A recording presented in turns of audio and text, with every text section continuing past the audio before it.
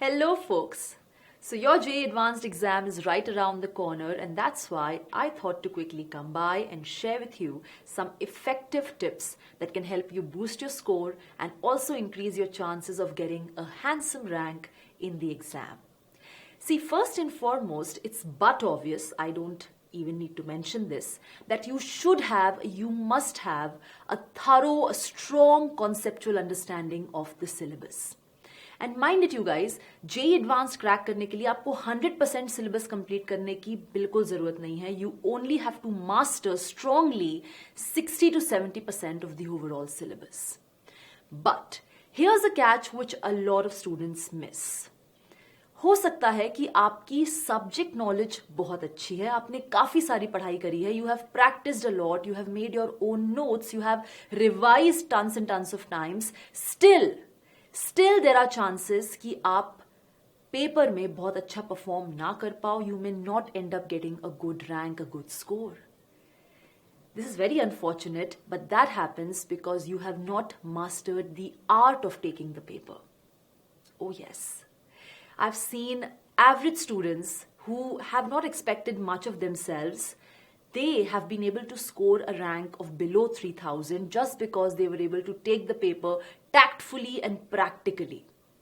मैंने ऐसे भी बच्चे देखे हैं who are brilliant in studies, but उन्होंने overburden कर लिया खुद को because of their own expectations and they got tired during the paper. They got panicked, they lost their calm, इतनी टेंशन हो गई, इतना स्ट्रेस हो गया, they hampered their own performance, which is really, really sad. So that's why I'm going to share with you a couple of pointers which you can use on the D-Day, okay, while taking the paper in order to boost your score and reach your expectations. Point number 1 is the sequence in which you are attempting the questions in the paper. See, out of all the different categories of questions which are there in the advanced paper, the one which is most scary is MCQ, multi-correct questions. क्योंकि इसमें एक से ज्यादा options भी सही हो सकते हैं और इस चीज के कारण because of its very nature, because of its very type की more than one options can be correct, students find these questions very challenging, very difficult. क्योंकि even if you attempted them, आपको हमेशा ये डाउट रहता है कि यार सारे सही ऑप्शंस मार्क हो गए हैं या कोई बचा है. तो क्या होता है ना, एमसीक्यू वाले सवाल they are conceptually very very heavy. या तो हो सकता है एक ही चैप्टर से मल्टीपल कॉन्सेप्ट्स पे सवाल बेस्ड हो या अलग अलग चैप्टर्स के कॉन्सेप्ट्स पे सवाल बेस्ड हो. इनफैक्ट हर एक ऑप्शन को आपको एक अलग क्वेश्चन की तरह ट्रीट करना होता है और इसीलिए एमसीक्यू वाले जो क्वेश्चंस हैं वो आपसे बहुत ज्यादा टाइम डिमांड करते हैं, बहुत ज्यादा पेशेंस, बहुत ज्यादा स्टैमिना और ब्रेनस्टॉर्मिंग डिमांड करते हैं. Okay, Now, we all are aware of the fact कि partial marking introduce की गई है. This has a plus point, it has a minus point as well. Let me first share with you the plus point, which is very obvious कि आपके पास अगर कोई question है जिसमें से कि 3 options सही हैं और आपने कोई भी 2 सही options mark किए, you will get your partial positive marks. Right? How can you capitalize on this? कि आप अलग अलग MCQs से partial marks इकट्ठे करो and you try to enhance your overall score. Right?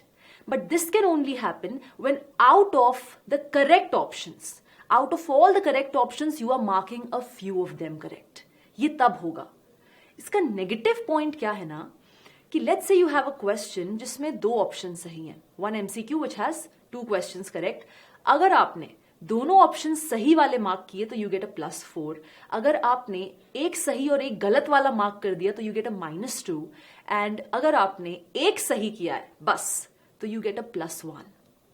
मतलब सारे सही नहीं करने से आपको 3 नंबर का लॉस हो रहा है और गलत वाला सही मार्क करने से आपको 2 नंबर का लॉस हो रहा है.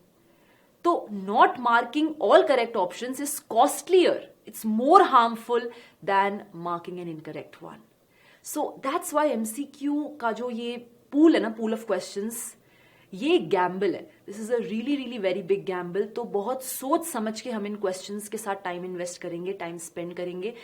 If and only if you are super duper sure about the concept on which the question is based, you have a fair idea, a fair amount of confidence कि हाँ यार मैं इसमें सही वाले options mark करके partial marking की एक अच्छी पकड़ ले सकता हूँ, then and only then go ahead with the question, otherwise do not.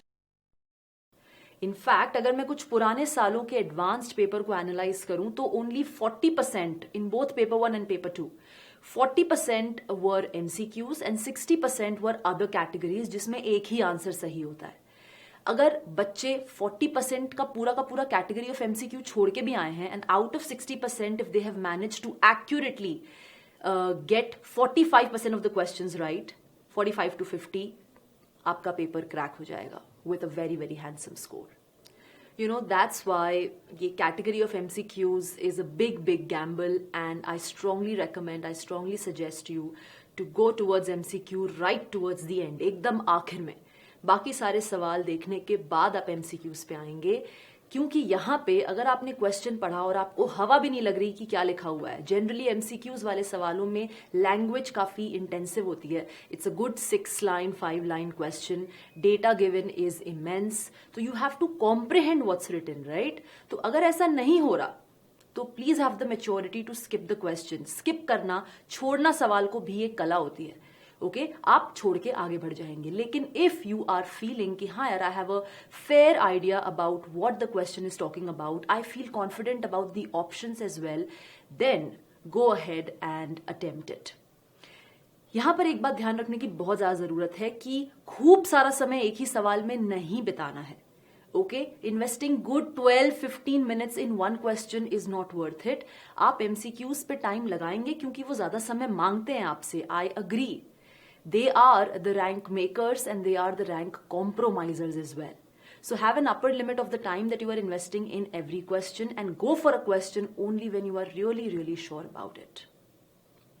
Now we have understood कि MCQs को सबसे लास्ट में करना है, but मैम शुरू किससे करना है? Please understand that JEE Advanced exam, it's not a game of speed. Get this very clear in your head. आप कितनी जल्दी, कितनी फास्ट, कितने ज्यादा सवाल कर सकते हो, this exam is not about that. This exam is all about accuracy and presence of mind. JEE Advanced tests your reasoning skills, your analytical skills, your in-depth knowledge about the concept. और ऐसे paper में अच्छा perform करने के लिए it is extremely important कि आपको time to time एक कॉन्फिडेंस का इंजेक्शन मिलता रहे। And it's very logical कि यार confidence is directly proportional to the number of questions that you are getting right. तो हमें क्या बढ़ाना है? हमें अपनी chances बढ़ानी है of getting the questions right. That's why the order which I strongly recommend is कि start with paragraph type या फिर comprehension type, passage type questions. क्योंकि इसके जो सब क्वेश्चंस होते हैं उसमें एग्जैक्टली एक ही ऑप्शन करेक्ट रहता है। तो आप अपनी एलिमिनेशन मेथड या फिर और भी टेक्निक्स जो आपने जेई मेन के क्वेश्चंस को टैकल करने के लिए भी सीखी हैं, all that you can apply, and chances are कि आप अगर शुरुआत इन सवालों से करते हो तो you will get them right and you will get that boost of confidence. After passage type, the next category is single correct. Again, for the same reason, एक ही ऑप्शन करेक्ट होता है तो कंफ्यूजन की चांसेस नहीं है, और यहाँ पे टाइम कम वेस्ट होता है क्योंकि आपको पता है यार एक ही सही है, बाकी ऑप्शंस पे दिमाग नहीं लगाना है। नेक्स्ट कम्स मैट्रिक्स मैच या फिर मैच द कॉलम। जनरली ये सवाल बहुत ज्यादा टू द पॉइंट आते हैं, एंड द प्रॉफिट इज कि they can even carry 8 to 10 marks, which is a huge deal.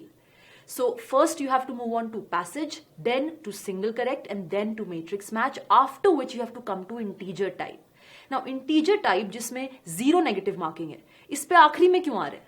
Ma'am इसमें तो नेगेटिव मार्किंग भी नहीं है, क्योंकि जो सब्जेक्टिव क्वेश्चंस होते थे ना उनको कन्वर्ट करके जनरली ये इंटीजर टाइप क्वेश्चंस बनाए जाते हैं। तो ये बहुत ज्यादा काम मांगते हैं, बहुत ज्यादा दिमाग मांगते हैं और बहुत ज्यादा टाइम मांगते हैं। छोड़ना इन्हें डेफिनेटली नहीं है क्योंकि नेगेटिव मार्किंग नहीं है, तो आप कुछ भी लिखाओ, 2 लिखाओ, 3 लिखाओ, 8 लिखाओ, 9 लिखाओ, लेकिन इन पे आना हमें 4th नंबर पे है, and then 5th is MCQs.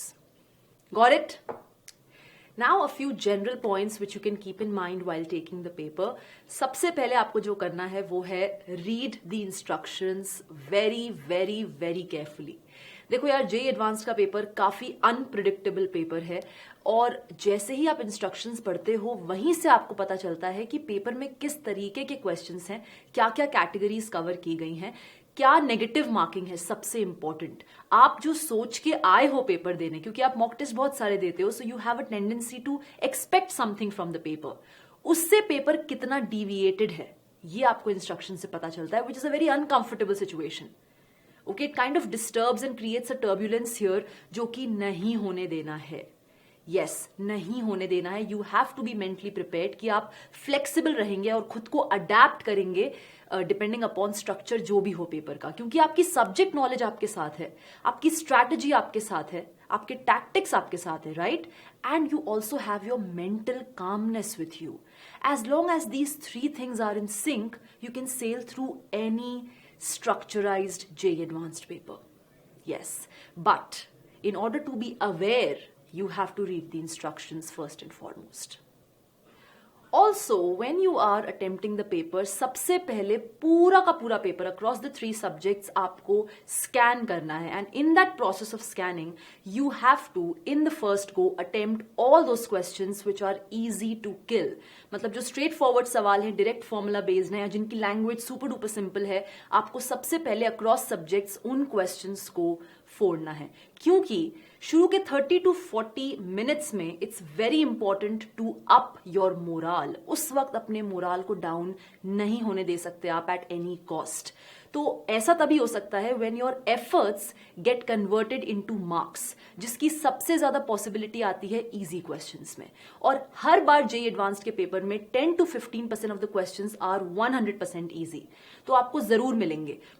Now, once you've killed all the easy questions, then is the turn of moderate level questions. Now, not technically moderate, but questions which are high in difficulty, but they are from your strong areas. They are based upon concepts जिस पे आप confident हो. आपको लगता है कि हाँ यार ये तो मैं definitely crack कर लूंगा. Go ahead and attempt them. Go ahead, invest your time, invest your energy in them, invest your focus, undivided attention and stamina in them without getting tired. Right? And this should happen for all the three subjects. And then you will come and attempt the remaining questions, or you will dig deep into the remaining questions if required, क्योंकि आपका target ये होना चाहिए कि accuracy is the king. तो 40 to 50% of the paper मुझे accurate सही करना है. All right? Also, people, let me make one thing very clear. I've seen a lot of students जिनका paper 1 बहुत अच्छा नहीं हुआ, they got hopeless, और paper 2 में उनको actually जितना आता था उसको भी वो underperform करके आए. So that is not a situation that you want to land in, right? So please understand, even if paper 1 for some reason does not meet your expectations, आपका performance is not up to your expectations, do not get disheartened. Do not get disheartened. आपको same zeal, same confidence के साथ paper 2 के लिए बैठना होगा. That is something which you deserve, right? That is something which you must promise to yourself. Also, people, at any point during the exam, if you feel anxious, do not underestimate the power of deep breathing. 4 counts breathe in, 4 counts breathe out. You will be just fine. All right? All the very, very best. Take care.